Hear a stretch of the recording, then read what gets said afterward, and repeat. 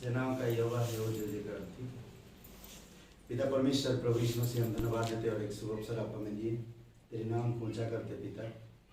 सारा आदर सारा महिमा हम तुझे देते, इस सुबह के लिए हम धन्यवाद देते। धन्यवाद आपकी पवित्रता, आपकी भलाई और आपकी अच्छाई के लिए और आपकी सीधे मार्ग के लिए।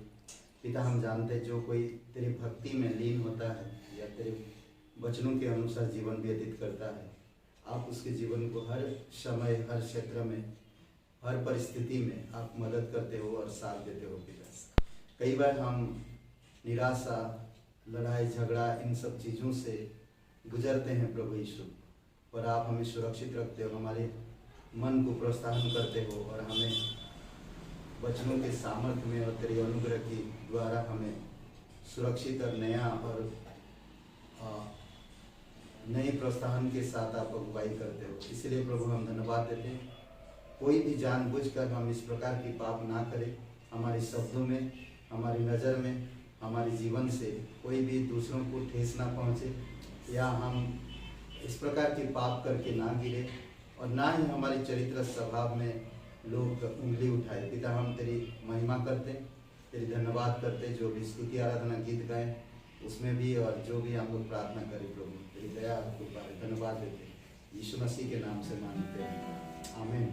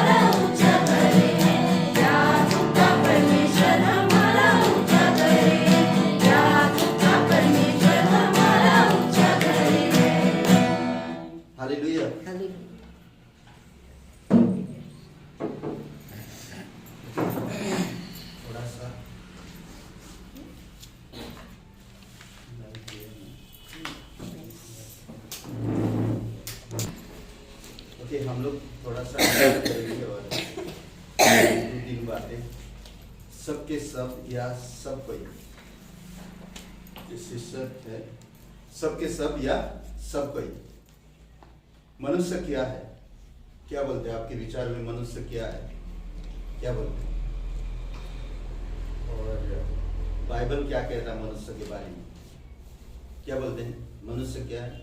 उसी क्या बोलते हैं राजेश भैया?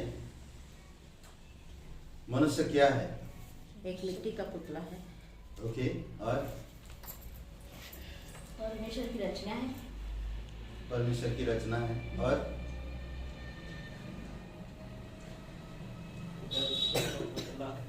है? गलतियां भी बहुत करता है। गलतियां तो है ही, मनुष्य ही करता है गलतियां। ओके, मनुष्य क्या है? सचमुच सब मनुष्य कैसे भी स्थिर क्यों ना हो तो भी व्यर्थ ठहरे। मनुष्य व्यर्थ ठहरने के लिए ही बनाया गया। हमारे इस शरीर के लिए आज सब कुछ करते हैं हम। आज कोई प्रतिष्ठित है, आज कोई महान व्यक्ति है, आज इस संसार में उसका आदर मान है, और इंसान सब वो चीजें करता है जो उसकी स्वार्थ के लिए है। आज इंसान कोई ईश्वर के लिए नहीं सोचता, जिसने उसको बनाया उसके बारे में नहीं सोचता, सिर्फ अपने लिए वो जीता है और प्रतिष्ठित होता है और स्थिर होता है। पर परमेश्वर का वचन कहता है, वचन से 39:5 में देख तूने मेरी आयु 42 भर की रखी है। 42 भर की मतलब जैसे बच्चे लोगों का होता है ना, 42 भर की रखी है, और मेरी अवस्था तेरी दृष्टि में कुछ भी नहीं। परमेश्वर की दृष्टि में 42 भर की, परमेश्वर कहता तुम अनंत के हो ना, तुम अनंत के हो। तुम्हारी आयु 1000 वर्ष, 500 वर्ष, 600 वर्ष, 900 वर्ष की तुम्हारी आयु है, और तुम बच्चे की तरह मर जा रहे हो। आज 50 साल में, 60 साल में, आज यंग 35 साल में, 25 साल में, 30 साल में, 40 साल में लोग मारे जा रहे हैं। तुम्हारा जीवन है क्या? इंसान क्या है? परमेश्वर की दृष्टि में कुछ भी नहीं है। समझ रहे हैं? आज हम उस अनंत परमेश्वर पर बिलीव करते हैं जो परमेश्वर सब कुछ है। हमें उसके पास आना चाहिए, हमें उससे सीखना चाहिए, हमें उसकी चरित्र गुणों को देखना चाहिए, क्योंकि मैं जानता हूं मैं कुछ भी नहीं। इसीलिए वो कहता है 42, तुम्हारी आयु मेरी दृष्टि में 42 भर की रखी है, और तुम्हारी अवस्था मेरी दृष्टि में कुछ भी नहीं है। ईश्वर की दृष्टि में हम कुछ भी नहीं है, परंतु जब हम यीशु मसीह पर विश्वास करते हैं हम मूल्यवान बन जाते हैं ना, हम मूल्यवान बन जाते हैं। ओके, मनुष्य क्या बन गया है? क्या बोलते हैं? मनुष्य अब क्या बन गया है? कुछ बना है मनुष्य? हाँ? मनुष्य क्या बन गया?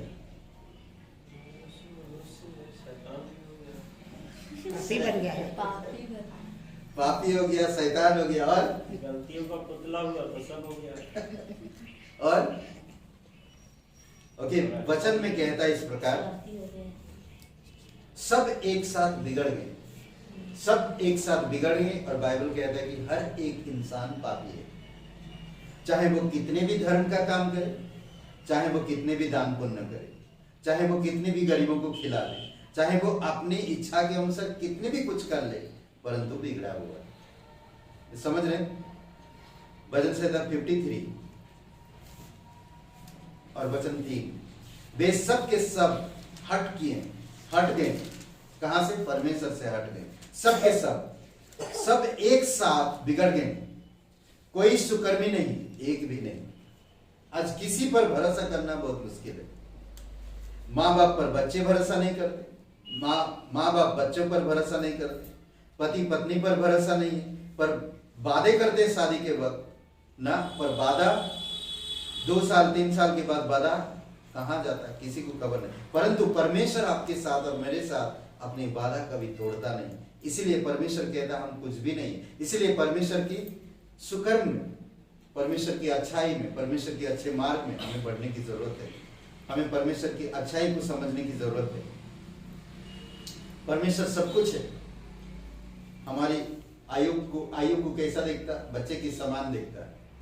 हमारा आयु सच में बच्चे के समान है। अब 70 साल में कोई मर रहा है तो बच्चा ही है परमेश्वर की दृष्टि में। परमेश्वर का 99 1 साल के ऊपर इंसान को बच्चा देता, उस समय कभी 1 साल के ऊपर इंसान को पहले संतान पैदा होगा।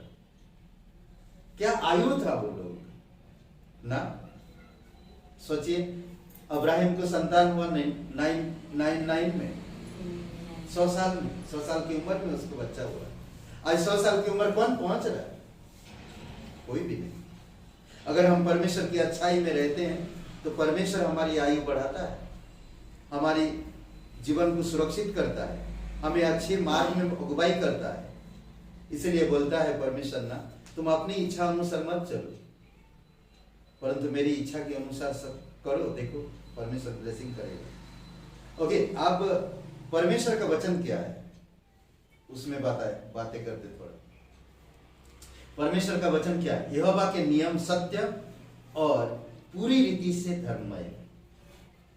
परमेश्वर का वचन सत्य और पूरी रीति से धर्ममय है। भजन संहिता 19 और वचन 9 में यहोवा का भय पवित्र है। परमेश्वर का आदर करो, क्योंकि पवित्र भय से आदर करो, पवित्र भय रखो, वह अनंत काल तक स्थिर रहता है। यहोवा के नियम सत्य और पूरी रीति से धर्ममय, पूरी रीति से धर्ममय। अद्भुत है नहीं? इसीलिए कभी भी हमें परमेश्वर के प्रति खोट नहीं निकालना चाहिए, शक नहीं करना चाहिए, गुड़गुड़ाना नहीं, झुंझलाना नहीं, बल्कि परमेश्वर का आदर मान करना चाहिए। और उसका परमेश्वर का भय अगर रखते हो तो पवित्रता से रखो ना, तो परमेश्वर ब्लेसिंग करेगा। भजन संहिता 19:9 में अनंत काल तक स्थिर रहने वाला परमेश्वर हमेशा, इसीलिए कहता परमेश्वर का वचन किया भजन संहिता 24 और वचन 35 में, आकाश और पृथ्वी टल जाएगा परंतु मेरी बातें कभी ना टलेगी। अद्भुत है। फिर हम देखते हैं मनुष्य के बारे में, मनुष्य परमेश्वर के बारे में क्या सोचता है, उसके बारे में परमेश्वर क्या सोचते हैं। दोनों चीज, मनुष्य परमेश्वर के बारे में क्या सोचता है और परमेश्वर मनुष्य के बारे में क्या सोचता है, देखते हैं। करेक्ट, थोड़ा सा। ओके, भजन संहिता 50 और वचन 51 पढ़ो, सॉरी 21 भजन संहिता 50 और वचन 21। इंसान जो सोचता है वो मन में समझ लेता है भाई मेरे जैसा ही होगा, ईश्वर भी यही सोचता है इंसान, मेरे जैसा होगा। पढ़ो सुधीर भाई। तूने ये काम किए और मैं चुप रहा, इसलिए तूने समझा कि मैं तेरे ही समान हूँ। मैं तुझे फटकारूंगा और तेरी आंखों के सामने सब कुछ क्रमवार बताऊंगा। करके अलग अलग बता। ओके, क्रमवार, सीरियसली। ओके, इसलिए तूने समझ लिया, तूने समझ लिया है कि परमेश्वर बिल्कुल मेरे समान है। हम लोग समझ लेते हैं हमारे समान है। ये वचन क्या कह रहा है? यह काम तूने किया और मैं चुप रहा। जो भी काम हम करते हैं परमेश्वर चुप रहता है, तुरंत न्याय नहीं करता। परमेश्वर अपनी इच्छा अनुसार छोड़ देता है, तुरंत न्याय नहीं करता। तो इसीलिए आगे कहता है, इसीलिए तूने समझ लिया कि परमेश्वर बिल्कुल मेरे समान है। आज इंसान नहीं सोचता है परमेश्वर, अरे परमेश्वर कुछ नहीं होता है, वो हमारे जैसा ही है।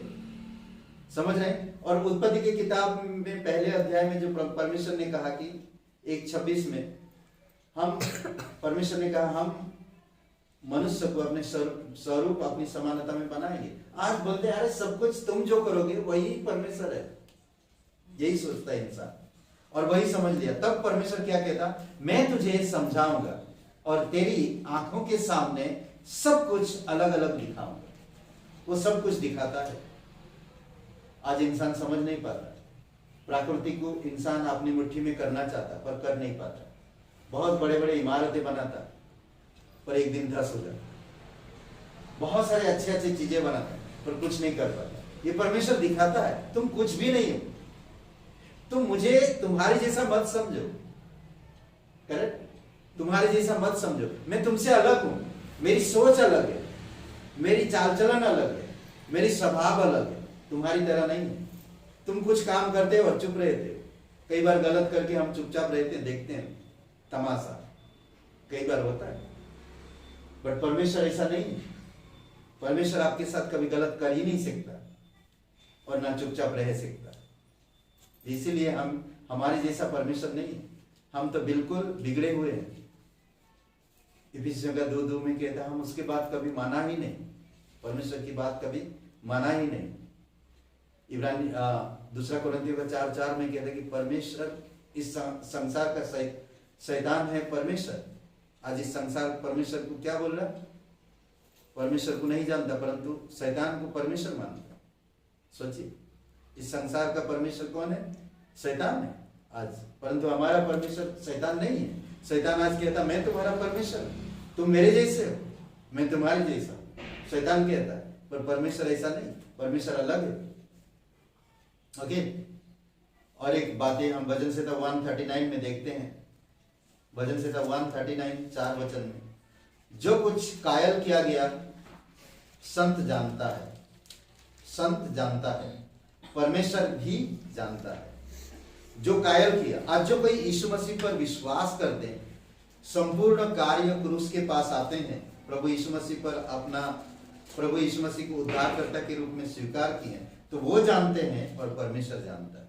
इसीलिए प्रभु यीशु मसीह कहता, मेरे भेड़े मेरी आवाज सुनते हैं और मेरे पीछे चलते हैं और मेरी बातें मानते हैं।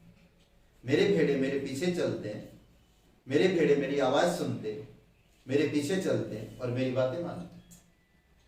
अद्भुत है नहीं? ये यहोवा, मेरे मुंह में ऐसी कोई बात नहीं जिसे तू पूरी रीति से ना जानता। मैं जान रहा हूं, मैं जो बोलने वाला हूं, और परमेश्वर जानता। मैं जो बोलने वाला हूं मैं जान रहा हूं और परमेश्वर जान रहा है। इसीलिए जो संत है, जो परमेश्वर के भक्त है, वो जानते हैं और परमेश्वर जानता है। परमेश्वर उन्हें कायल किया, परमेश्वर उनको उद्धार किया, परमेश्वर उनके अंदर वो आत्मा दिया जिसके कारण हम चल सकते हैं। जो आत्मा हमें परमेश्वर की गुड बातों को समझाता है, अच्छी बातों को समझाता है और सिखाता है। ओके, एक व्यक्ति है यहाँ पर जो हम देख सकते हैं, जो परमेश्वर का भक्त था और घूस लेकर, पैसे लेकर परमेश्वर के लोगों के खिलाफ बात करना था। समझ रहे हैं? एक व्यक्ति ऐसा भी है कि परमेश्वर के भक्ति रखता है और वो नबी है, बिलाम। ओके, बालाक राजा के साथ मिलकर यहूदी लोगों के विरोध में बात करना था, ब्लेसिंग देना था, ताकि यहूदी लोग फंस जाए। ठीक है, यहां पर कहता अपने लोगों के लिए परमेश्वर की अन्य आशीषें 3 बार, तूने 3 बार एक गिनती का किताब 23 अध्याय को लिए। इसमें कहानी है, ये कहानी जब आप घर में जाएंगे पढ़िएगा। वो धन संपत्ति पाने के लिए परमेश्वर को टालकर वो उस राजा की बात मानता है और परमेश्वर के लोगों के खिलाफ बातें करता है, आशीष देना चाहता था राजा की बात मानकर। राजा बहुत पैसा देने वाला था और इसी बात मानकर उसने ये कहा। 11 वचन पढ़िए, 23 का 11। तब बालक ने बिलाम से कहा, तूने मेरे साथ यह क्या किया? मैं तो तुझे अपने शत्रुओं को सौंप देने को ले आया था। ओके, श्राप देने के लिए मैं लेकर आया था तुझे, और तुम डील हुआ था, हमारा डील हो गया कि तू मेरे शत्रुओं को श्राप देगा, आशीष नहीं देगा, क्योंकि वो लोग बहुत अच्छा से रह रहे हैं। कभी कभी आप और मेरा जीवन अच्छा होता ना, शैतान बहुत परेशान होता है, वो शांति भंग करता है, शैतान बहुत परेशान होता है। आपके घर में बहुत वार करेगा, मतलब कि हलचल लाएगा, आपके घर में मुसीबत खड़ा करेगा, बीमारी में डालेगा, शंकाओं में डालेगा, ये करता है। और आपको उसी में बने रहने के लिए कह रहे, उसी में बने रहो, उसी उलझन में पड़े रहो। शैतान नहीं चाहता है उसी उलझन में पड़े रहो। पर ये यहाँ पर क्या कह रहा, परमेश्वर के लोग जब अच्छे बर्ताव में या ब्लेसिंग, परमेश्वर की आशीष में बढ़ रहे हैं परमेश्वर के लोग, तो राजा को बर्दाश्त नहीं हो रहा, उनका जो दुश्मन राजा, तो तभी उसने नबी को बुला कर कहता कि तू, तेरे साथ मेरा डील हुआ था कि तू उनको श्राप देगा, परंतु तू उनको तो आशीष दे रहा। वचन 26 पढ़िए, उसी का खुशी पढ़ो। बिलाम ने बालक से कहा, क्या मैंने तुझसे नहीं कहा कि जो कुछ यहोवा मुझसे कहेगा वही मुझे करना पड़ेगा। ओके, डील जब किया गया था तब वो बिलाम बालक से कहा था, राजा से कहा था, बालक राजा से कहा था कि क्या मैं ये बात नहीं किया था, जो यहोवा मुझे कहेगा मैं वही कहूंगा। ठीक है, आप 24 अध्याय खोलिए और वचन 1 पढ़िए। 24 अध्याय का वचन 1।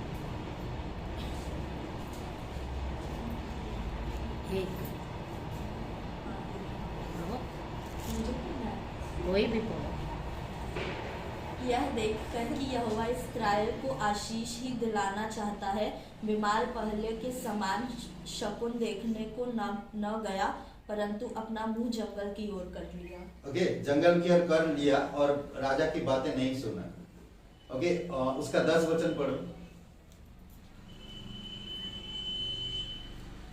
तब बाकाल का कोप बीमार पर भड़क उठा और उसने हाथ पर हाथ पटककर बीमार से कहा, मैंने तुझे अपने शत्रुओं को शाप देने के लिए बुलवाया, परंतु तूने 3 बार उन्हें आशीर्वाद ही आशीर्वाद दिया है।